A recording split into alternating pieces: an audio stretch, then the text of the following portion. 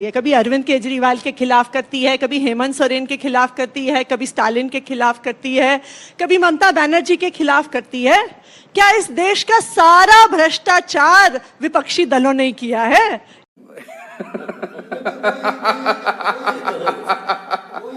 इनकी पार्टी के लोग दूध के धुले हैं। और ना सिर्फ इतना, वो विपक्षी दल के नेता जैसे ही इनकी पार्टी में शामिल हो जाते हैं वो भी दूध के धुले हो जाते हैं। इसके कुछ उदाहरण दूंगी। हेमंत बिस्व शर्मा जी, उनके भ्रष्टाचार पे सुधांशु जी की पार्टी ने एक पूरा बुकलेट निकाला था। ईडी का केस हुआ, सीबीआई का केस हुआ, हेमंत बिस्व शर्मा जी भारतीय जनता पार्टी में शामिल हो गए, उनकी वॉशिंग मशीन में धुल गए, सारे ईडी और सीबीआई के केस खत्म हो गए।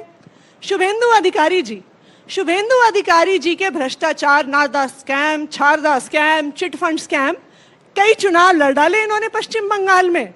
लेकिन जैसे ही शुभेंदु अधिकारी भारतीय जनता पार्टी में शामिल हो गए, उनकी वॉशिंग मशीन में धुल के पाक साफ हो गए। छगन भुजबल, महाराष्ट्र सदन scam, irrigation scam, cooperative scam, उनके खिलाफ ईडी सीबीआई के इतने सारे केसेस। छगन भुजबल जी लेटेस्ट एग्जाम्पल हमारा, जैसे ही भारतीय जनता पार्टी में शामिल हुए, आपको पता है ईडी ने महाराष्ट्र हाईकोर्ट में क्या कहा? उन्होंने कहा हमें छगन भुजबल जी की फाइल नहीं मिल रही है, तो इसलिए हम केस बंद कर रहे हैं जी। तो देखिए ये बिल्कुल साफ है कि आज केस होना, आज ईडी के छापे पड़ना, सीबीआई से गिरफ्तारी होना, ये किसी भ्रष्टाचार से जुड़ा हुआ नहीं है। ये भ्रष्टाचार के खिलाफ लड़ाई नहीं है। ये सब भ्रष्टाचारियों को अपनी पार्टी में लाने की कोशिश है कि उन पे केस करो और सारे भ्रष्टाचारी हमारी पार्टी में आ जाएं। ये सुधांशु जी की पार्टी मेरे सवाल का जवाब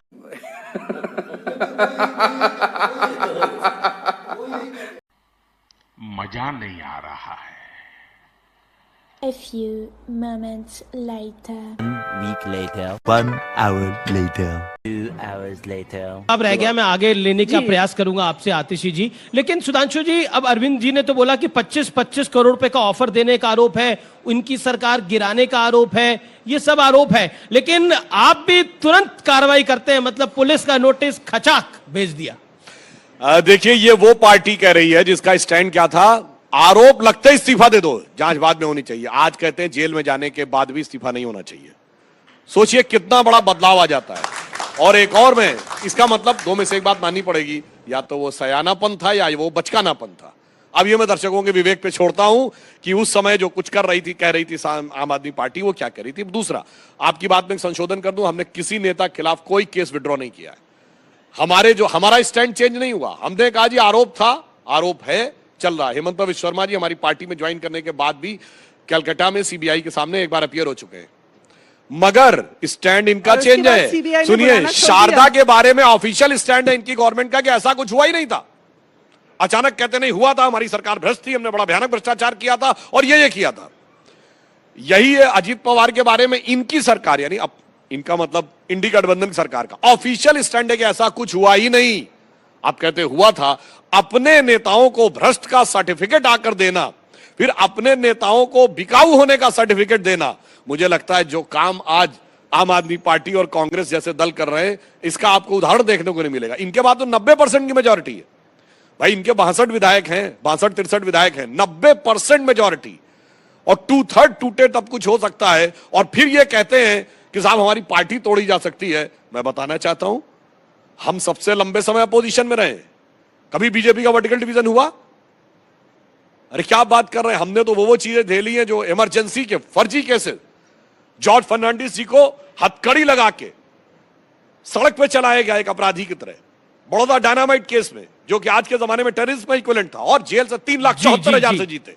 मान्यवर, मैं कह रहा हूं, जनता की अदालत हो या न्यायालय की अदालत हो, हमने दोनों जगह लड़ाई जीती है और ये दोनों जगह पीछे हैं। मैं एक और बात कहूं, वैसे एक और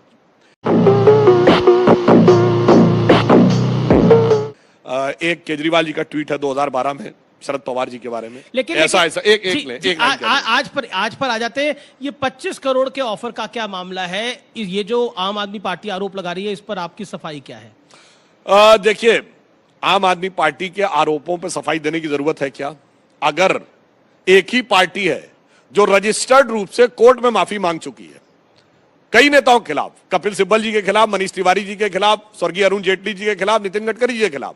केजरीवाल जी ने हाथ ऊपर कर करके आरोप लगाया, जब कोर्ट में मानहानि का मुकदमा हुआ उन्होंने कहा जी हम विड्रॉ करते हैं। जी जी जी। अब जिनके आरोप का आधार कोर्ट में निराधार सिद्ध हो चुका हो, उनके आरोप को कितनी गंभीरता से आतिशी जी, एक आरोप आप पर बार बार लगता है कि आप हिट एंड रन करते हैं, जैसे कि अच्छा, वैसे आरोप ये भी लगाते होता हैं है। और फिर भाग जाते हैं। अभी आपने एक प्रेस कॉन्फ्रेंस भी करी, इस पर आप क्या कहना चाहते हैं? क्योंकि बीजेपी कह रही है कि अगर कुछ है तो रिकॉर्डिंग आम आदमी पार्टी सामने रखे, पटल पर रखे, दूध का दूध और पानी का पानी हो जाएगा, तो रिकॉर्डिंग रखनी चाहिए आप लोगों नहीं, को। बिल्कुल रखेंगे, समय आने पे जरूर रखेंगे। इन्हीं के पार्टी के उपाध्यक्ष शेर सिंह डागर जी एक हैं, एक समय पे काफी फेमस हुए थे, लोग उनको भूल गए होंगे शायद अब। जब 2013 में आम आदमी पार्टी पहला चुनाव लड़ी थी जी। और हमें 28 सीटें आई थी और इनको 32 सीटें आई थी और किसी की मेजोरिटी नहीं थी, अरविंद केजरीवाल जी के इस्तीफे के बाद भारतीय जनता पार्टी ने ऐसे ही पुरजोर कोशिश करी थी आम आदमी पार्टी के विधायकों को तोड़ने की। तब थोड़ा महंगाई का जमाना इतना नहीं था, तो शेर सिंह डागर जी ने मात्र 25 लाख रुपए का ऑफर दिया था हमारे विधायक दिनेश मोहनिया जी को, और उसका स्टिंग पब्लिक भी हुआ था सुधांशु जी। दूसरी बात, अमीश जी, देखिए सब जानते हैं देश में एक ही पार्टी है जो और पार्टियों को तोड़ तोड़ कर सरकार बनाती है। गोवा में कांग्रेस के विधायक किसने तोड़े और अपनी सरकार बनाई? कर्नाटका में कांग्रेस और जेडीयू के विधायक किसने तोड़े और सरकार बनाई? महाराष्ट्र में शिवसेना के विधायक किसने तोड़े और सरकार बनाई? ये पूरा देश जानता है। इनफैक्ट अगर आप मुझे मौका दें, वो अनफॉर्चुनेटली दूसरे चैनल की क्लिपिंग है जी। उस जब कर्नाटका का चुनाव हुआ था 2019 में, तो राम माधव जी, ये मैं नहीं कह रही हूं, ये राम माधव जी के शब्द हैं, उनको एक टीवी चैनल के एंकर ने पूछा कि देखिए आपके तो नंबर पूरे नहीं हुए हैं, तो आप सरकार कैसे बनाएंगे? तो उन्होंने कहा हमारे पास अमित शाह है। ये राम माधव जी के शब्द थे।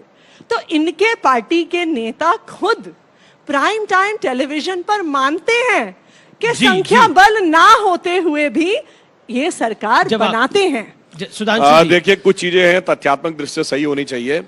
गोवा का ये उदाहरण देते हैं। मैं इसमें चंडीगढ़ जोड़ लेता हूं कि नंबर इनके दादा थे, मेयर आपका बन गया। उस पर मतलब ये कला लाते कहां से हैं, आते कहां से? उस पे अभी बता रहा हूं, दोनों बातों का जवाब देता हूं। देखिए, सच और झूठ का अंतर क्या होता है जी। गोवा में जो कहते हैं हमने तोड़ लिया, ये बताइए झूठ का अंतर होता है 8 विधायक। हाँ नहीं, मैं बताना चाहता हूं, अरे अभी बता रहे हैं मान्यवर आपको। देखिए, गोवा में कभी विपक्ष ने दावा ही नहीं किया। अरे भाई, आप राज्यपाल के पास जाएंगे, कहेंगे हम सरकार बनाना चाहते हैं और आपको ना बुलाए तो है, मतलब ये तो वो हो गया कि एग्जामिनेशन हॉल में मैं गया ही नहीं, मैंने आंसर शीट ही सबमिट नहीं की और मैं कह रहा हूं जी मुझे तो पूरा आता, मुझे पास कर देना चाहिए। ऐसा कहीं होता है क्या? मैं पूछना चाहता हूं कारण क्या था? करके पास हो जाते हैं। अपने टर्न पे वहां चक्कर क्या था कि कांग्रेस में मची हुई थी अंदर खींचातानी कि 4 विधायक किसके, 3 विधायक किसके, कौन सीएम बनेगा, समय ही निकलता चला गया। अरे उनके जो ऑब्जर्वर गए थे, खबर तो हमें पता अंदर, उनके जो ऑब्जर्वर गए थे वो सोते रह गए थे। अरे अब तो नितिन गडकरी पूरी रात जाग रहे थे। मैं वही तो कह रहा हूं। ये और जो देखिए कहावत है ना, उठ जाग मुसाफिर भोर भई, अब रैन कहा जो सोवत है वो खोवत है, जो जागत है वो पावत है। सही बात है। अब मैं दूसरी बात कहता हूं। चंडीगढ़ की बात के ऊपर मुझे एक बात बड़ा वो जबरदस्त लगता है। चंडीगढ़ में आम आदमी पार्टी और कांग्रेस एक मेयर के लिए उफ किस शिद्दत के साथ एक दूसरे के साथ आए हैं।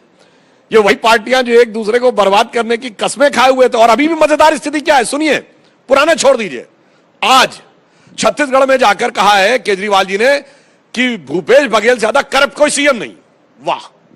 दिल्ली में कांग्रेस ने कहा है कि शराब घोटाले में आम आदमी पार्टी को जेल होनी चाहिए। ठीक। पंजाब में वो कह रहे हैं कांग्रेस भ्रष्टाचार करी और बीच में चंडीगढ़ में मिल रहे हैं एक दूसरे से हाथ मिला के। मेरी बात पहले ये तो जवाब दो भाई, ये मिले कैसे हो और किस लिए मिले हो, इसका जवाब पहले नैतिक जवाब दे दीजिए, फिर राजनीतिक जवाब मैं देता हूं। कहीं ऐसा तो नहीं है कि नेता आपस में मिल लिए, नीचे पार्षद मिले नहीं चंडीगढ़ के अंदर? क्योंकि भगवंत मान जी ने तो खुद ही कहा था कि एक टेक्निकल बात और कह दूं अगर 5 सेकंड देना। देखिए, जब कभी ऐसी स्थिति होती है तो टेक्निकल सिचुएशन है। हम लोग साथ कई बार ऐसा हुआ, मैं डेट के साथ बोल रहा हूं। 22 अक्टूबर 1997 यूपी में हमारे पास मेजोरिटी थी, हमारी असेंबली वो कर दी गई। हम दिल्ली आए, राष्ट्रपति भवन के बाहर हमने पूरी परेड करा दी और सारे पेपर्स दिखा दिए। हमने कहा जी हमारा एकदम क्लियर है और लास्ट में हमारे फेवर में डिसीजन हुआ। 22 फरवरी 1998 हम सीधे कोर्ट गए। कोर्ट ने कहा तुरंत शक्ति परीक्षण कराइए, जीत गए। अब इनके सामने समस्या क्या है, वही जो गोवा में प्रॉब्लम थी कांग्रेस में, ये इनके लोगों को आपस में एक दूसरे पे विश्वास नहीं है, क्योंकि इनका तो संस्थापक विश्वास भी अब इनसे दूर हो चुका है। जी आतिशी जी, क्या आपको लगता है कि आप लोगों के नेता मिले लेकिन नीचे पार्षदों के दिल नहीं मिले, इस वजह से ये हार हो गई? और दूसरा, करप्शन के ऊपर आम आदमी पार्टी को बैकफुट पे आना पड़ रहा है, क्योंकि 5 से ज्यादा नोटिसेस ईडी के अरविंद केजरीवाल को आ चुके हैं और वो अभी तक पेश नहीं हुए हैं। कब पेश होंगे, ये तो देश भी जानना चाहेगा। तीन अलग अलग मुद्दे हैं, तीनों पे जवाब दूंगी। सबसे पहले तो जी सुधांशु जी ने, आपने जो मुझसे सवाल पूछा कि आम आदमी पार्टी के विधायक कौन तोड़ रहा है, उसका जवाब सुधांशु जी ने दे दिया कि जो सोवत है वो खोवत है, जो जागत है वो पावत है। तो कौन विधायक खो रहा है, कौन विधायक पा रहा है, इसका जवाब तो इन्होंने खुलेआम दे दिया। पर आप लोग सो तो नहीं रहे हो?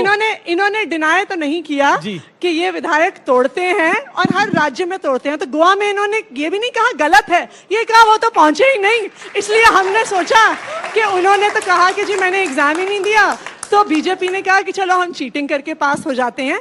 ये देखिए सुधांशु जी बड़े सम्मानित प्रवक्ता हैं भारतीय जनता पार्टी के, लेकिन ये तक नहीं कह रहे हैं कि विधायकों को तोड़ना गलत है।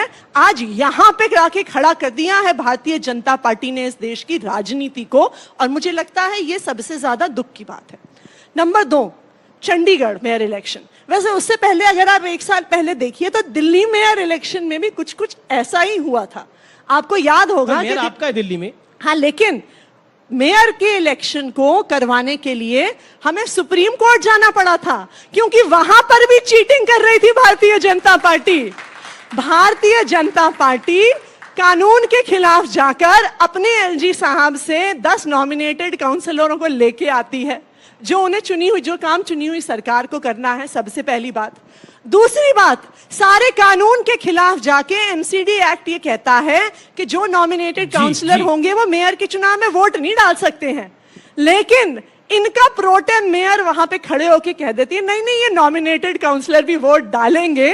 तो इनको कानून तोड़ने में कोई दिक्कत नहीं है। दिल्ली के मेयर के चुनाव में भी तोड़ा, अब चंडीगढ़ में बेचारों के साथ क्या हो गया। जी शायद इनके किसी नेता को जिम्मेदारी दी गई थी, ऐसा हमने सुना है। अब देखिए मैं निश्चित तौर पे नहीं कह सकती, ऐसा उड़ती उड़ती बात आई है हमारे पास। आप उड़ती उड़ती बात करें, ट्विटर पे आपने एक प्रमाणिक बात लिखी है, आपने बोला मैं बहुत बड़ा खुलासा करूंगी। वो मैं करूंगी कल सुबह 10 बजे। कल सुबह 10 ईडी पर एक बहुत बड़ा खुलासा मैं करूंगी कल सुबह 10 बजे। लेकिन ऐसा सुना हमने, किसी ने बताया कि इनकी किसी एक नेता को जिम्मेदारी मिली थी कि जब सारे वोट मिल जाए प्रिजाइडिंग ऑफिसर को, तो लाइव जो स्ट्रीमिंग चल रही है ना उसको ऑफ कर देना।